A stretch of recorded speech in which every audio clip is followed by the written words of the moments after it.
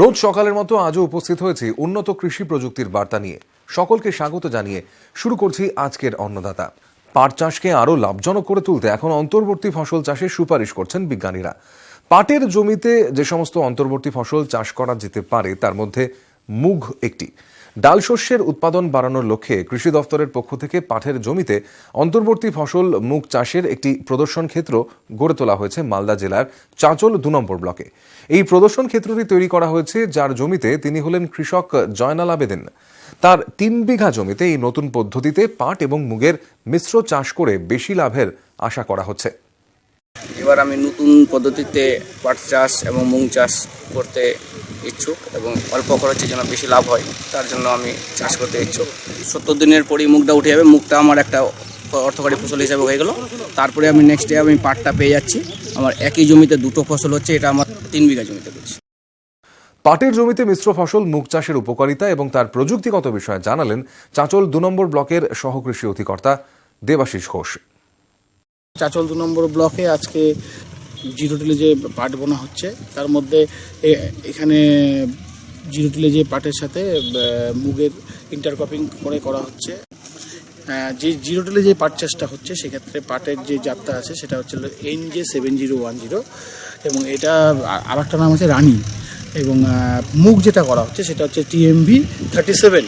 এই দুটো বীজই আমাদের ব্যারাকপুরের ক্রাইজ্যাপ যে রয়েছে, central research institute of jute and allied fibres, সেখান থেকে আমাদেরকে দেওয়া হয়েছে এবং আমরা এখানে ৩ বিঘাতে করছি ট্রায়াল হিসেবে যে জিরো টিলে যে ইন্টারক্রপিং কীভাবে করা যায়। সেক্ষেত্রে এখানে আমরা যে জিরো টিলে যে মেশিনটাতে 9টা করে যে লাইন রয়েছে, 9টা করে লাইনের মধ্যে অল্টারনেট ওয়েতে একটা করে ফাঁকা রেখে পাটটাকে ফেলা হচ্ছে। জুটটাকে প্রথমে ফেলে দেওয়া হলো, তার পাশাপাশি যে মাঝখানে যে রোটা হলো সেই লাইনটা হলো, সেই লাইনে কোনো মুগ বীজ পড়েনি, কেননা এটা একটা ক্যালিব্রেশন প্রবলেম আছে। সেই জন্য আমরা মাঝখানে যে রোটা ফাঁকা রেখে সেখানে মুগ বীজটাকে হাতে হাতে করে দিয়ে চাষিকে দিতে বললাম এবং সেই হিসাবে ট্রায়ালটা করা হলো। এবং প্রতিটা তারা সেক্ষেত্রে দেখা যাচ্ছে যে প্রতিটা 9টা লাইনের মধ্যে 5টা করে পাটের লাইন হচ্ছে আর 4টা করে মুগের লাইন হচ্ছে। এবং এই যে TMV37 ব্যারাকপুরের বিজ্ঞানীদের মতে এটা এবং আমরাও অনেকগুলো সেমিনারে দেখেছি যে TMV37 55 থেকে 60 ডেজ কি আমরা মে মাসের শেষ সপ্তাহে এটাকে তুলে নিতে পারবো মুগটাকে। সেই সময় দেখা যাবে হয়তো পাট হয়তো কোমর অবধি পাটটা রয়েছে। এবং রানী ওনাদের মতে, ওনাদেরই দেওয়া জাত এটা ক্রাইজেপ্টের, ওনাদের মতে এটা 100 দিনের জাত। সুতরাং ওটা তোলার পরে মুগটা তোলার পরে আরও 30-40 দিনের মধ্যে আমি পাটটাকে তুলে নিতে পারছি। এবং এটা যদি পপুলারিটি করা যায় তাহলে সেক্ষেত্রে এখানকার কৃষকদের মধ্যে একটা অভূতপূর্ব আশা মিলবে। এবং এর পাশাপাশি যদি মুগটাই একই জমিতে করা যায় তাহলে একই জমি থেকে আমরা দুটো ফলন পাচ্ছি। সেক্ষেত্রে পাটের দাম যদি কম বেশিও হয় সেক্ষেত্রে মুগে অনেকটা পোষাবে এবং এর পাশাপাশি আমাদের ক্রপের প্রোডাক্টিভিটিও বাড়বে একটা জায়গাতে এবং কৃষকের মুখেও হাসি ফুটবে। এবং জমির দিক থেকে যে ব্যাপার, জমির স্বাস্থ্য, সেই জমির স্বাস্থ্যের দিকটাও ঠিক থাকবে, তার কারণ আমরা ডাল চাষ যে মুগের মাধ্যমে জমিতে প্রচুর পরিমাণে অর্গানিক ম্যাটার বা জৈব সার আমরা ফিরিয়ে দিতে পারছি। দুটো বীজই বপন করার পূর্বে বীজ শোধন করে নেওয়া উচিত। আমরা কৃষকদেরকে বিভিন্ন সময় বীজ শোধনের জন্য বলি, তার কারণ হচ্ছে হলো প্রথমেই যদি টিকাকরণ করা যায় তাহলে অনেকটাই রোগ পরবর্তীতে আসবে না, নির্মূলকরণ হয়ে যায়। সেক্ষেত্রে পাটের ক্ষেত্রে বা মুগের ক্ষেত্রে আমরা আজকে কার্বেন্ডাজিম 50% WP প্রতি কেজি বীজের সাথে 15 থেকে 20 মিনিট জাস্ট মাখিয়ে রেখে তারপরে বপন করছি। সেক্ষেত্রে যে পাটের বা মুগের বীজের মধ্যে যে বীজবাহিত বিভিন্ন রকমের যে রোগগুলো বা ব্যাকটেরিয়া বা ফাঙ্গাসগুলো রয়েছে অনেকটাই আশা করি ধ্বংস হয়ে যাবে। এই পাটের সাথে যে মুগের যে ইন্টারক্রপিং মানে একসাথে যে চাষ, সেইটা কিন্তু এর আগেও কিন্তু আমরা গঙ্গারামপুর ব্লকে দেখেছি এবং মুর্শিদাবাদের বিভিন্ন জায়গাতে বিভিন্ন ব্লকে হয়েছে এবং এটা পরীক্ষিত এবং প্রমাণিত যে কৃষকেরা এতে বিশেষভাবে উপকৃত হয়েছে। মালদায় এবছর চাঁচল ২ নম্বর ব্লকে এটা করা হচ্ছে এবং আশা করি এবং কৃষকরা এটা সম্বন্ধে শুনেছে এবং আশা করি এটা সাফল্যের সাথে আমরা আগামী দিনে কৃষকদের মধ্যে সাড়া জাগাতে পারবো এবং কৃষকরা এখানে অভূতপূর্বভাবে এগিয়ে আসবেন আশা করি। এটা এইখানে নতুন, কিন্তু অন্যান্য জায়গায় এটা অনেকদিন আগে শুরু হয়েছে। শুধু যদি না কোনো প্রাকৃতিক দুর্যোগ হয়, বিশেষ করে বৃষ্টি যদি প্রচুর পরিমাণে না হয় মুগের হারভেস্টিংয়ের সময়, মানে মুগ তোলার আগে বা মুগের ফুল হওয়ার পরে, তাহলে আমরা আশা করি এখানে যথেষ্ট ভালো পরিমাণে ফলন পাবো। শীতকালীন মশলা ফসলগুলোর মধ্যে মেথি অন্যতম। মেথির পাশাপাশি মেথি শাকেরও কিন্তু ভালো বাজার দর রয়েছে। উত্তর 24 পরগনা জেলার হাবড়া 2 নম্বর ব্লকের কৃষক রঞ্জিত পাল তার 2 বিঘে জমিতে মেথির চাষ করছেন।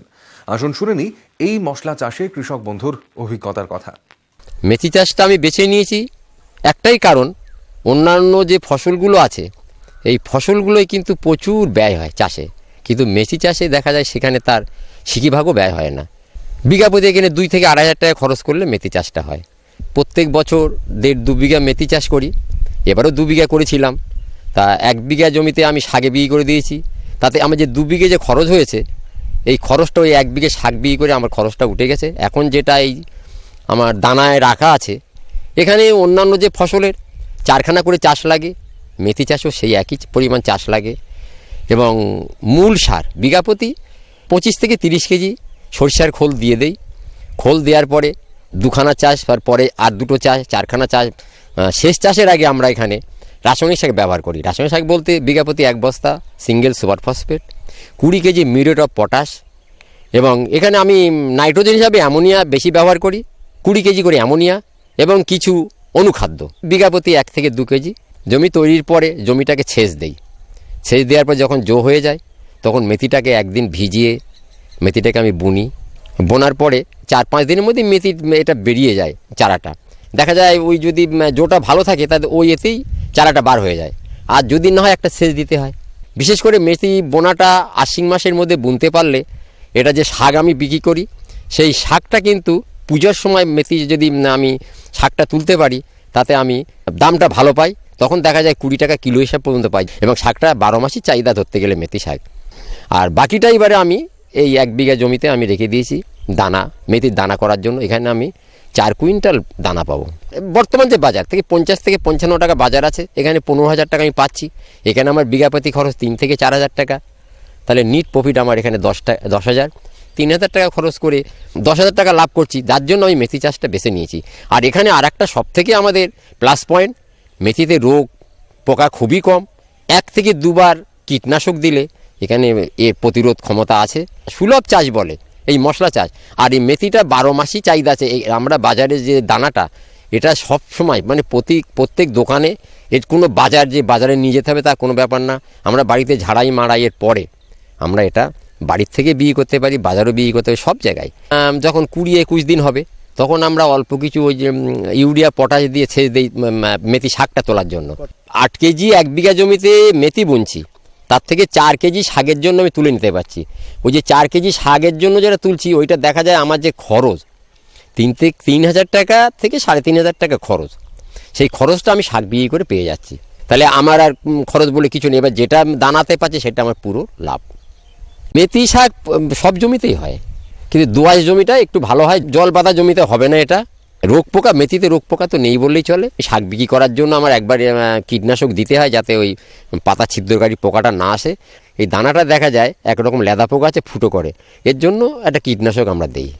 এই 2 বার স্প্রে করলে এর হয়ে যায়, আর কিছু লাগে না। যদি আমি মেথি শাক বিক্রি করি তাতে সেখানে আমার 8 কেজি বীজ লাগবে। 21 দিন পরে যে আমি শেষটা দিচ্ছি তারপরে একটা নিড়ানি দেওয়ার পরেই আমার মেথি শাকটা তোলা যায়। এবং এরপরে দেখা যায় আরও 3 মাস সময় লাগে, গড়ে 4 মাস মেথিতে সময় লাগে। আমি কার্তিক মাসে প্রথমে যদি মেথিটা বুনি, আমার এই ফসলটা আমি পাবো ফাল্গুন মাসের মাঝামাঝির দিকে। মানে ঝাড়াই মাড়াইয়ের এটা অত কঠিন নয়, এটা খুবই সহজ। এটা আমরা মাঠে যেমন বিচালি রাখি ওইভাবে লাইন দিয়ে রাখার পরে 2-3 দিন শুকিয়ে যাওয়ার পরে যদি আমরা রোদ্দুরে ফেলে যদি লাঠি দিয়েও বাড়ি দেই, এটা সব মেথিগুলো বার হয়ে আসে। কেন এই একটা এর গুণই আছে। মাঠের থেকে আমরা ফসল নিতে পারি, আমাদের বাড়িতে নিয়ে গিয়ে এটা ঝাড়াই মাড়াই করতে হয় না, মাঠের থেকেই আমরা খাই। এর আর একটা গুণ আছে, 110 দিন বয়স। এতে যে ফলগুলো এসছে এই ফলগুলো একটা ছাড়ালে দেখা যাচ্ছে 18 থেকে 20টা করে দানা আছে। আশা করি এবারে ফলন আরও একটু বেশি পাবো। প্রতি বছরই আমার ঘরে যে মেথিটা হয় সেই বীজ সংরক্ষণ করি, কিন্তু এবার আমি বীজটা ভালো নার্সারি থেকে নিয়ে এসেছিলাম, যাত্রা খুব ভালো পেয়েছি এবং এতে ফলন অন্যান্য বছর থেকে। বর্তমান বাজার 50 টাকা আছে, দেখা গেলো আমার যখন ফসলটা উঠবে 40 টাকা, তখন এই 15,000 টাকা হয়তো 15-16,000 টাকা বিক্রি হবে। কিন্তু এই বাজারটা এখন পেলে আমার লাভটা আরও বেশি হয়। ঝাড়াই মাড়াই হয়ে গেলে 1-2 মাস একটু দেখি, যদি বাজারটা বেশি পাওয়া যায় তাহলে হয়তো 2-5 টাকা বাড়তেও পারে, যার জন্য 1-2 মাস পরে এটা। আর এটা আমি সংরক্ষণ করলে পুরো 1 বছর সংরক্ষণ করতে পারবো, কোনো কিচ্ছু হবে না, নষ্ট হবে না। ভালোভাবে শুকিয়ে ঝাড়াই মাটিকে শুকিয়ে রাখলে 1 বছর পর্যন্ত রাখা যায় এটা।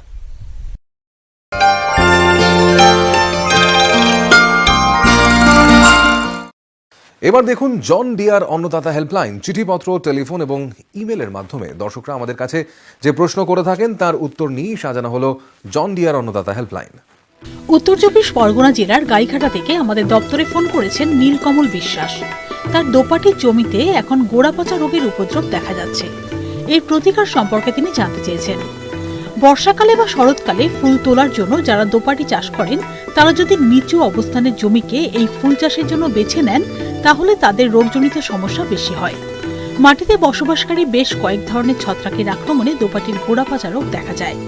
কাণ্ডের মাটি সংলগ্ন অংশে পচন দেখা যায়, পরে শিকড়ও পচে যায়।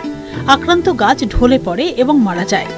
গাছের গোড়ায় জল জমে থাকলে বা বেশি সেচ দিলে এই সমস্যা হওয়ার সম্ভাবনা থাকে। এই রোগের উপদ্রব এড়াতে হলে পরিচর্যা ব্যবস্থার উপরে বেশি গুরুত্ব দিতে হবে। চাষের জন্য বেছে নিতে হবে জল নিকাশি ব্যবস্থাযুক্ত উঁচু জমি।